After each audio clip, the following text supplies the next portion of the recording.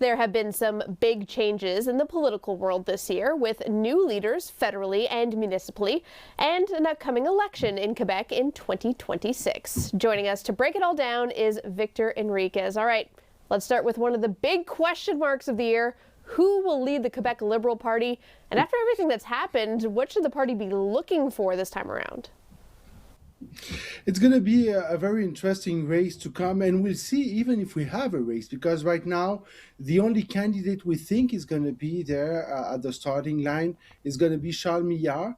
He finished second in the last race, and the issue he has is that there's not so much people in the Quebec political area who know him very well. So Charles Millard is going to have to increase the knowledge people have of him. And at the same time, we will see if there will be any other candidates, Kelly, because there have been rumors in the last weeks, and we're going to know at the beginning of 2026, for example, if a guy like Guy Cormier, who used to be president of the Desjardins movement, is going to be interested in going into that race. There have been some rumors a few weeks ago, and now the rumors are increasing, so we never know. But in politics, everything can change in days. So we're going to see what happens, and that's something that we're going to look at in the first days of 2026. Well, 2025 gave us a new mayor of Montreal. How has she made her mark so far? She's been doing a very good job, and we look at the polls that came out a few days before, and we see that people seem satisfied of the work she has been doing. Now, the fact that she's a very practical and very pragmatic woman helps her a lot.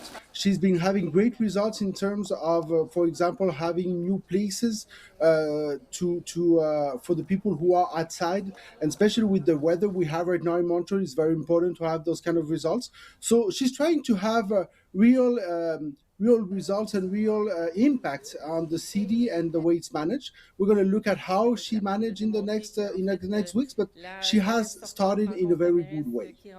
And she has quite a different style as well as the former mayor, Valérie Plante, right?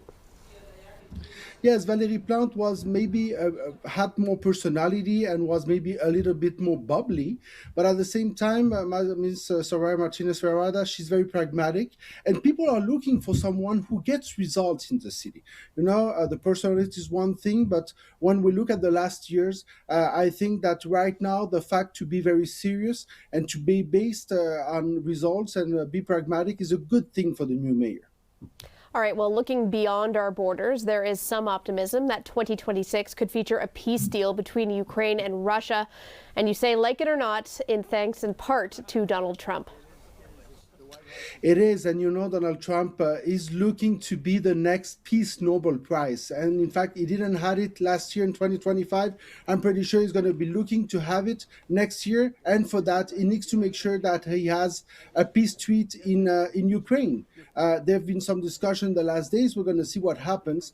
But at the end, we have to recognize that he's probably the only man who can get Vladimir Putin and Volodymyr Zelensky to sign a new peace treaty. So we're going to see what happens in the next days, and we hope for Ukrainians, especially, that this comes to an end, because it's been more than 2 years they've been in a war, and whatever happens, it's a good thing that peace comes. All right, well, Victor, thank you so much for breaking it down, and I hope you have a very pleasant new year and a happy 2026. To you too. Thank you very much.